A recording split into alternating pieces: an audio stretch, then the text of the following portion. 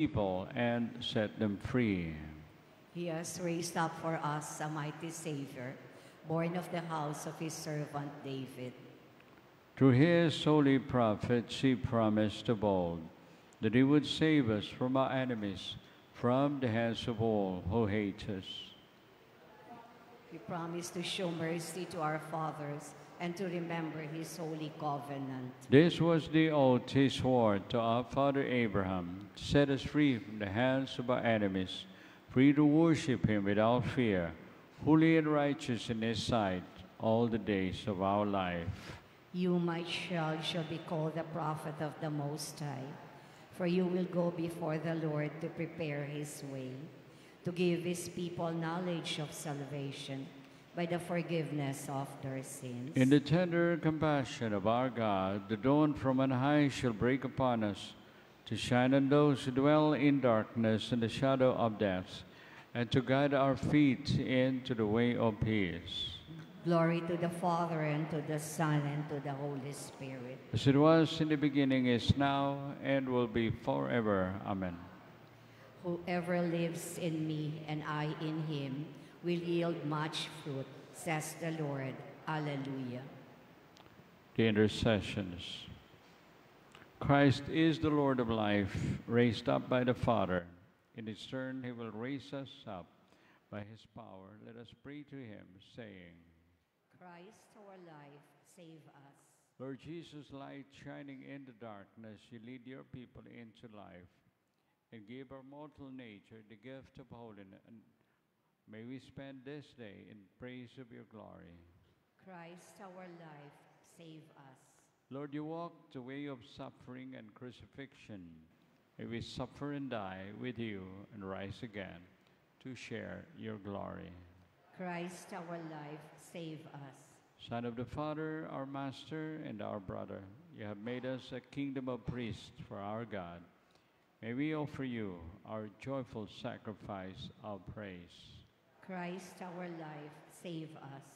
King of glory, we look forward to the great day of your coming in splendor, that we may see you face to face and be transformed in your likeness. Christ, our life, save us. And our own intentions, we lift up to the Lord the soul of Father Chris or Crisostomo Magbitang of the Salesians, Don Bosco, that as he now lie in state, having journeyed in this diocese and his congregation, he may be guided through our prayers to return to the Lord. And may he come to the Lord and face the Lord, presenting his life worthy of being included among those elects in his kingdom. We pray. Christ, our life, save us. For those of us who are sick and are offering this day as a day of prayer and a day of thanksgiving, we pray. Christ, our life, save us. Now we gather our prayer and praises into one. Our Father, who art in heaven, hallowed be thy name, thy kingdom come. Thy will be done on earth as it is in heaven. Give us this day our daily bread, and forgive us our trespasses, as we forgive those who trespass against us. And lead us not into temptation, but deliver us from evil. God our Father, look upon us with love. You redeem us and make us your children in Christ. Give us true freedom. Bring us to the inheritance you promised. We ask this through our Lord Jesus Christ, your Son, who lives and reigns with you and the Holy Spirit, God, forever and ever. Amen. May Almighty God bless us, the Father, the Son, and the Holy Spirit. Amen. We shall now have our devotional prayers. Please all kneel. Panalangin para sa sapat na ulan upang maibsan ang matinding init at tagtuyot. Panginoong Diyos, kayo po ang may gawa ng langit at lupa, at kayo rin po ang nagtakda ng mga panahon dito sa mundo. Kami po ay buong pagpapakumbaba na lumalapit sa iyo ngayon upang hilingin ang iyong tulong na maibsan ng init at tagtuyot ng aming dinaranas. Loobin niyo po sana na magkaroon ng sapat na ulan upang anag namin ang lupain at katawang lupa ay magkaroon ng pananariwa at ginhawa. Kasabay po nito'y humihingi rin kami ng kapatawaran sa aming mga pagkakasala at pagkukulang. Ang malubhang init nawang ito ay magbunsod sa amin ng pagnilay at pagbabalik loob sa iyo upang hindi kami sumapit sa walang katapusang apoy ng impyerno. Hinihiling po namin ito sa ngalan ni Jesus ng aming Panginoon. Amen. Morning offering. O Jesus, through the Immaculate Heart of Mary, I offer you my prayers, works, joys, and sufferings of this day, in union with the holy sacrifice of the Mass throughout the world. I offer them for all the intentions of your Sacred Heart, the salvation of souls, the reparation for sin, and the reunion of all Christians. I offer them for the intentions of our bishops and of all apostles of prayer, and in particular for those recommended by our Holy Father for the month of April. For the role of women, let us pray that the dignity and worth of women be recognized in every culture and for an end to the discrimination they face in various parts of the world. Our Father, who art in heaven, hallowed be thy name. Thy kingdom come, thy will be done on earth as it is in heaven. Give us this day our daily bread, and forgive us our trespasses, as we forgive those who trespass against us. And lead us not into temptation, but deliver us from evil. Amen. Hail Mary, full of grace, the Lord is with you. Blessed are you among women, and blessed is the fruit of thy womb, Jesus. Holy Mary, Mother of God, pray for us sinners now and at the hour of our death. Amen. Glory be to the Father, and to the Son, and to the Holy Spirit. As it was in the beginning, is now, and will be forever. Amen. Prayer of protection. Saint Michael, the Archangel, defend us in battle. Be our protection against the wickedness and snares of the devil. May God rebuke him, we humbly pray. And you, O Prince of the heavenly host, by the divine power of God, cast into hell Satan and all the evil spirits who roam through the world, seeking the ruin of souls. Amen. May Christ our Lord, by the power of his resurrection, have mercy on us and save us. May the souls of the faithful departed, through the mercy of God, rest in peace. In the name of the Father, and of the Son, and of the Holy Spirit. Amen.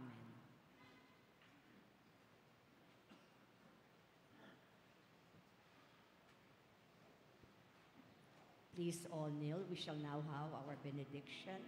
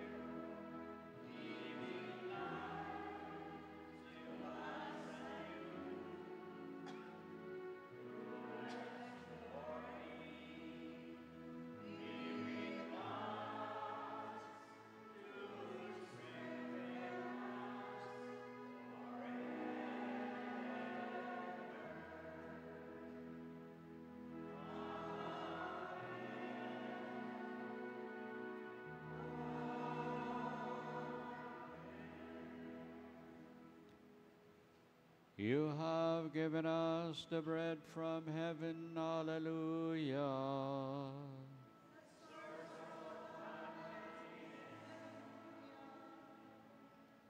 Let us pray.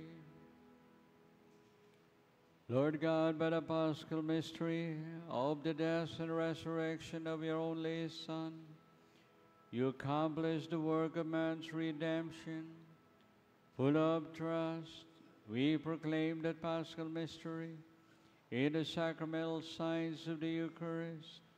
Help us to see ever growing in us the fruits of your saving work, through Christ our Lord.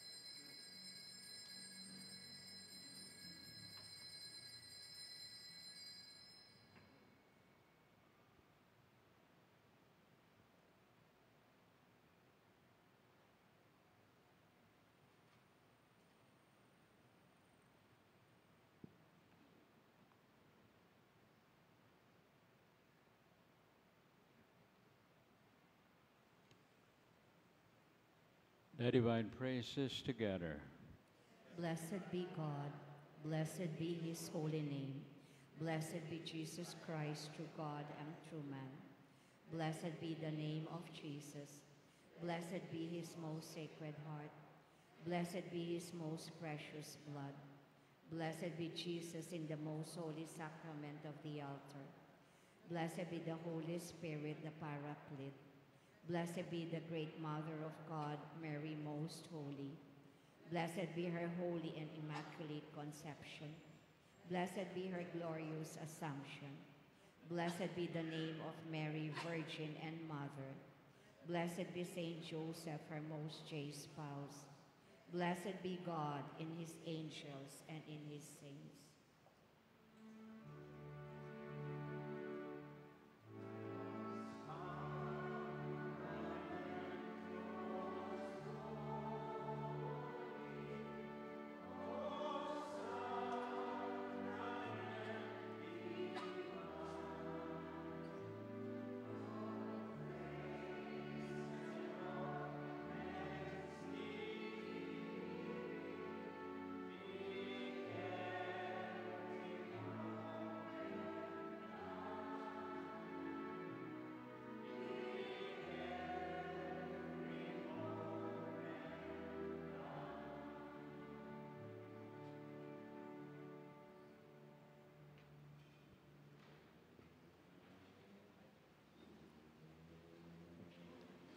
Paalala sa mga sumisimba.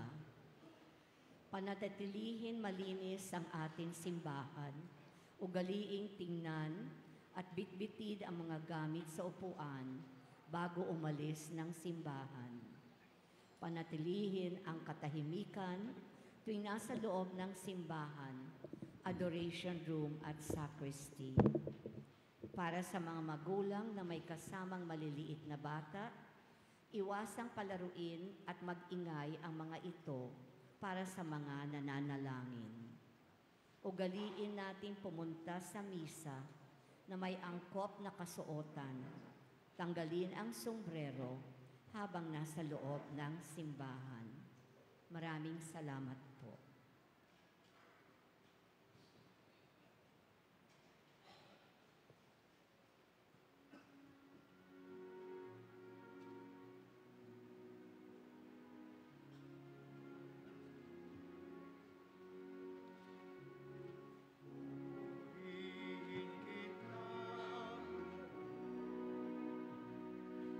Ngayon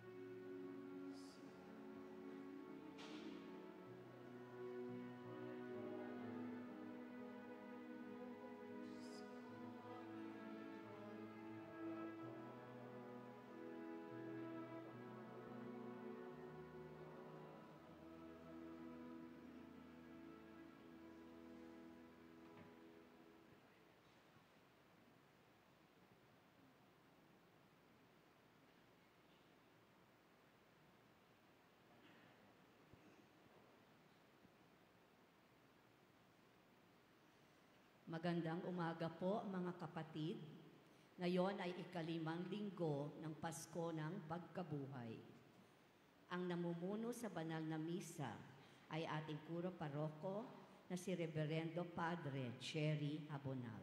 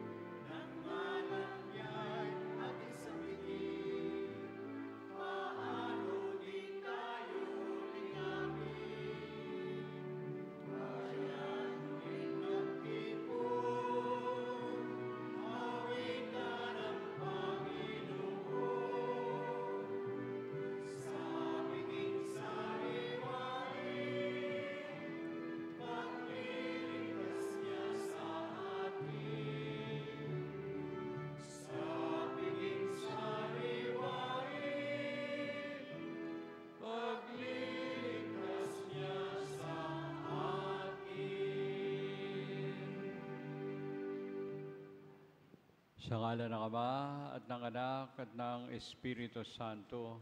Amen.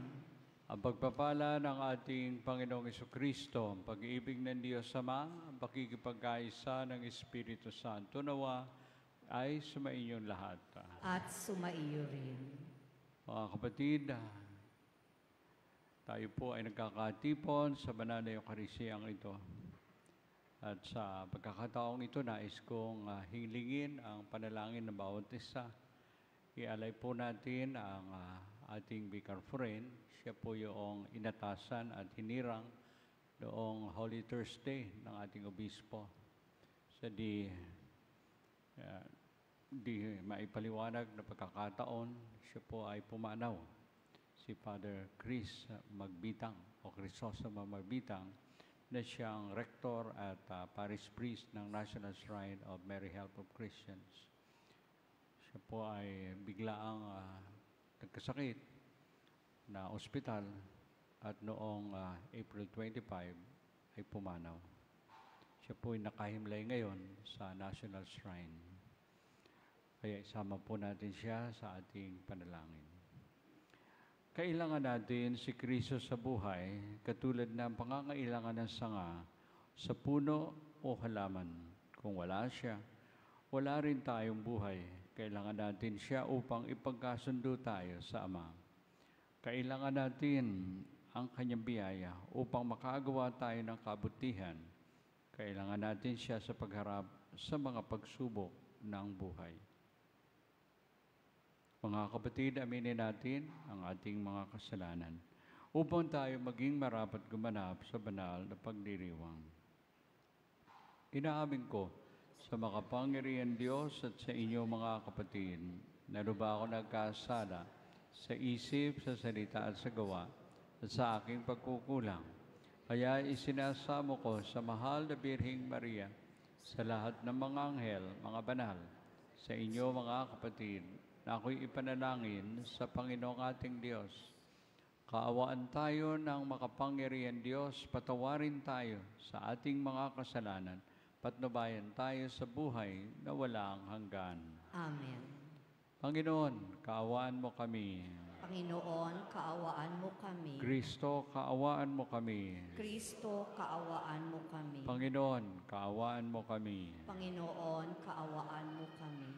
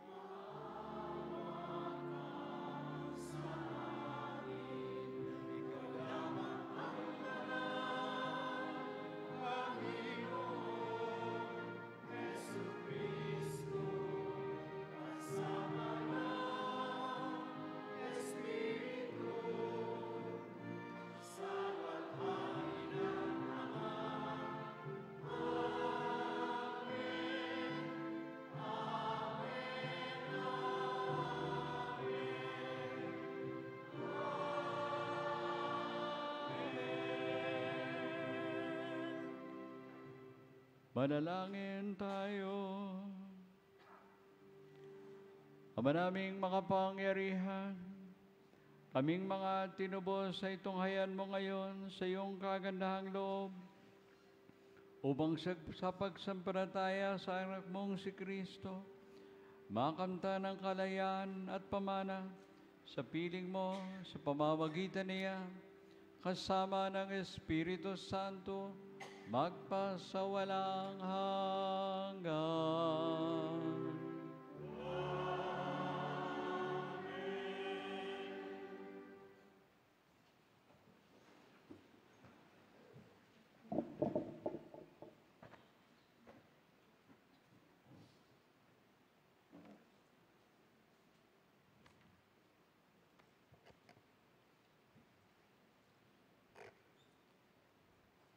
Pagbasa mula sa mga gawa ng mga apostol.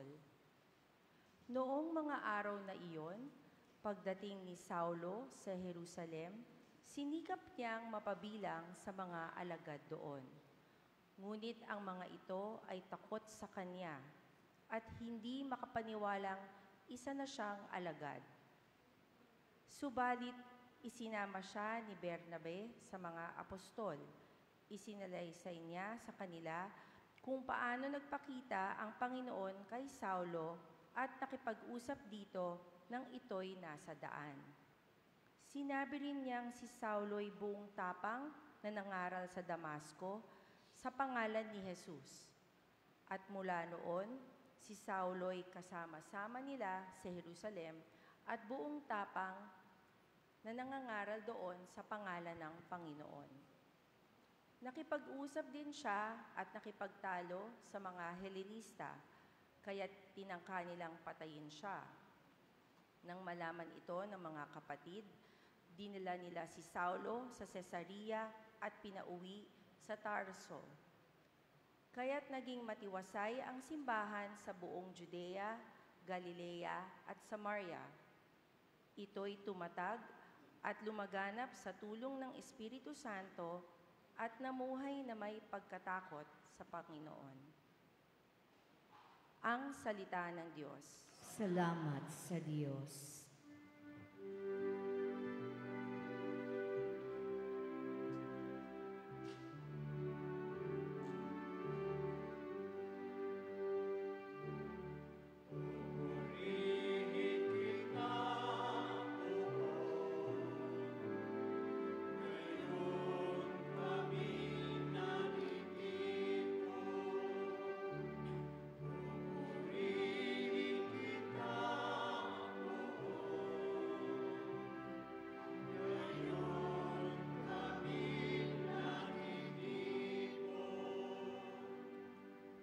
Sa harap ng masunuring mga lingkod mong hinirang, ang handog na panata ko ay doon ko iaalay.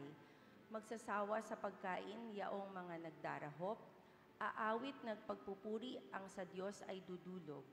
Buhay nila ay uunlad, sasagana silang lubos.